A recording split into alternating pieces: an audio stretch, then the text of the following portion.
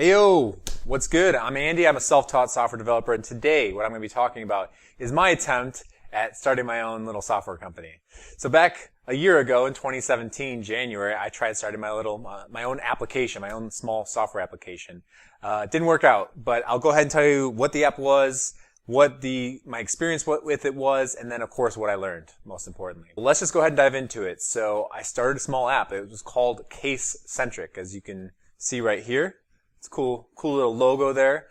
It was a case management software system for immigration attorneys, which I'll explain a little bit more in detail in a second.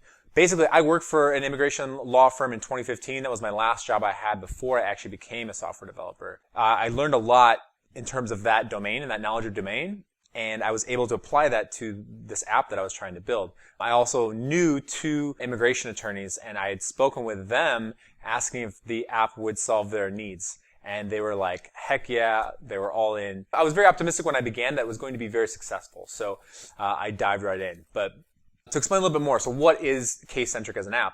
Well, basically it's this. So immigration attorneys typically, especially family-based ones, have a lot of paperwork they have to fill out. They'll get hired by a client. The client then has to give them a ton of information. You know, obviously this first, middle, last name, social security number, 10 years, or that's not true. It would be 5 years of address history. There's a lot of similar information. And what the clerk's job often, technically the clerk's job is to get that information from the client, then input it into the paperwork, and then when all is said and done, the lawyer will review all that paperwork and then send it to the government. Now, the process of the clerk taking the information from a client and putting it into a PDF, it's error prone, it takes time, and then on top of that, the lawyer has to go through and make sure that all that paperwork is perfect, because if you send something with a typo, and that could possibly get rejected by the government, and they'll send the entire application back, and you have to go and do everything over again, which is very time consuming. So filling out paperwork, reducing human errors, and obviously just making it easy for the immigration attorney or the clerk to fill out paperwork is going to be a total benefit for them, and they're going to obviously want that. Now, what I should mention is there already is a market leader in this field or in this little niche of software.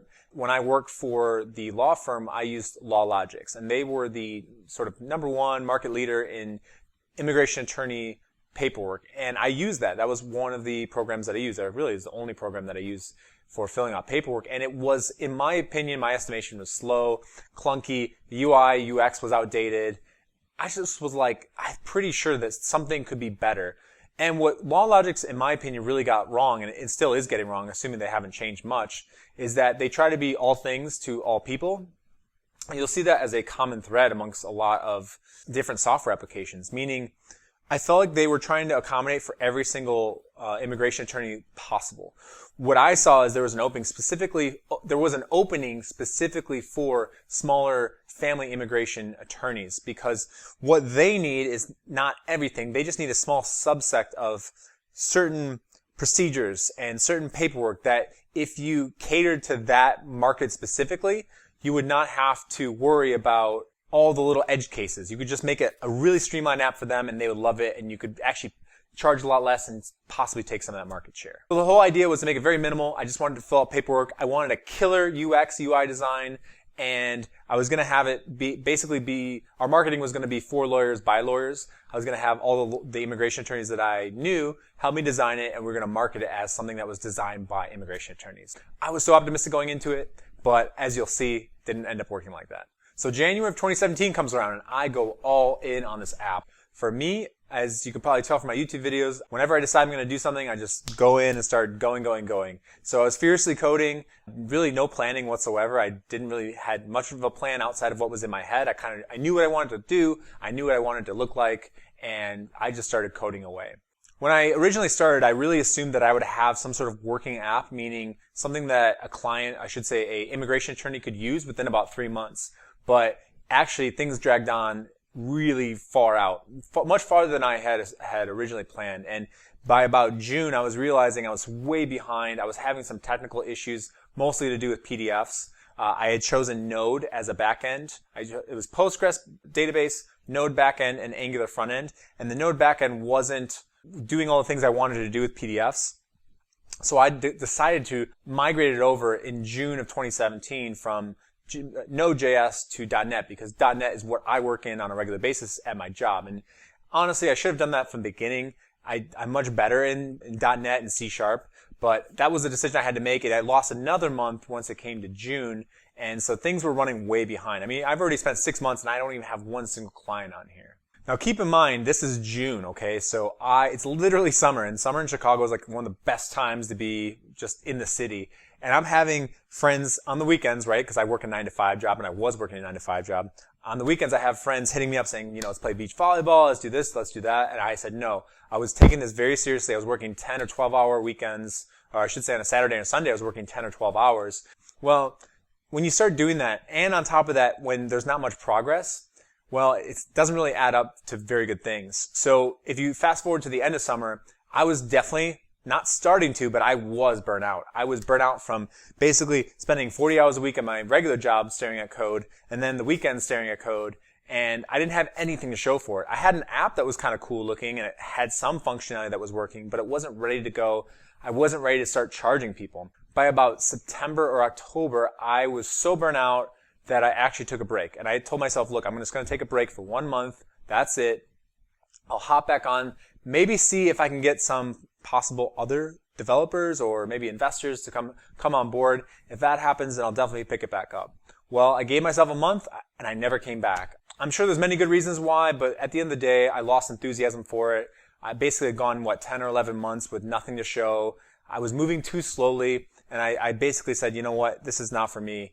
I'm just going to have to wait for another opportunity, or like I had mentioned previously, if I could get somebody else on board to help take off the workload, because I was doing everything and it was just way too much. So yeah, it's pretty sad. Like, I'm never like to quit anything. I never like to admit defeat, and it's always going to go down as one of those things where it's like, man, I wish I had done a better job. But I did learn quite a bit, and I want to share what I would do differently with you. The first thing I would do is I would partner up at the beginning. The reason I didn't even try to partner up with anybody is because, and this is very foolish, I just didn't want to give away my shares in the company. Obviously, if you end up selling the company, anybody that you partner with, you're going to have to give them a certain share of the company. And I just figured, if I could do this all by myself, why would I get anyone else involved? But honestly, that's so foolish. Like, you really should. There's very few applications you could probably build nowadays that are going to be very lucrative, where you don't need other people. Maybe on a smaller scale, but I want it to be a bigger scale.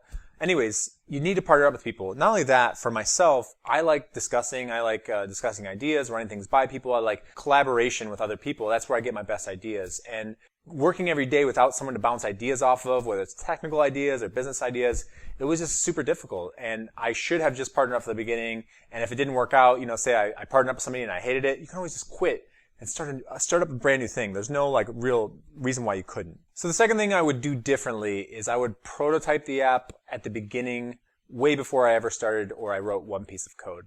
If you don't know what prototyping is, it's basically sort of creating mock-ups and a sort of a non-functioning app, or even just diagramming what the basic processes and flows of the app will be. And the reason prototyping is so valuable is because it gives you sort of a framework of where to start and what you want to do. It's basic project management. Is you need to have a bunch of subtasks that you have to do, and you could break those subtasks even further down into smaller subtasks. That would have been so helpful for me, because when I was coding every day, I would just sit down in front of the computer and just look at, just my code editor and see what do you think I should do today? And I would just pick one random thing, instead of spending time at the beginning creating a sort of blueprint of what I wanted to do and then just breaking that down into tasks, where I could have just looked at tasks, figured out how to finish them. That would have been much easier. So I wasn't very organized in the beginning, and that was a huge, huge mistake that you should definitely try to avoid if you ever do try to start your own software company or small app. The third thing I would say that I learned was getting users fast. And what I mean by that is you should get users using the application, or even if it's a prototype, as quickly as you can. Now, the reason for this is pretty simple to me. It took me almost 8 or 9 months before I even had one of the immigration attorneys that I knew really get on the app and start to use it. 8 or 9 months is ridiculous. I should never have waited that long. I should have created the smallest piece of functionality or smallest functioning or lowest functioning app that I could, and had them get on it as quick as I can to give me feedback and to see if this is feasible as an idea. I got this idea from the book The Lean Startup by Eric Ries, which is an amazing book. You should definitely read it. But the problem is I read that book later on. I read that in probably September. And what Eric Ries talks about in that book is essentially that there's lots of cool stuff in that book, but the takeaway that I got from the book specifically is that you should create small functioning prototypes, have people get on it, and give you instant feedback so that way you can change your course as often as you need, instead of spending all this time building the app and then finding out later on, months and months later on, that people don't even like it, or they want they want you to go in a different direction, and then you have to change, and it becomes, you just wasted 6 months of your time. Honestly, stop. You have to really think about things and make sure you're not wasting your time as much as possible. I know it sounds obvious, but it's one of the hardest things to do when you're starting a business, but you really need to focus on, especially when you're small and especially if you're by yourself. Okay, cool. That was my little story about how I tried to start a little software company, a little software app. Hope you enjoyed it. Is there anything else you'd like to hear on this channel? Please let me know in the comments below. If you enjoyed this video, please leave a like and go ahead and subscribe. Other than that, thank you so much for watching, and I will catch you on the flip side.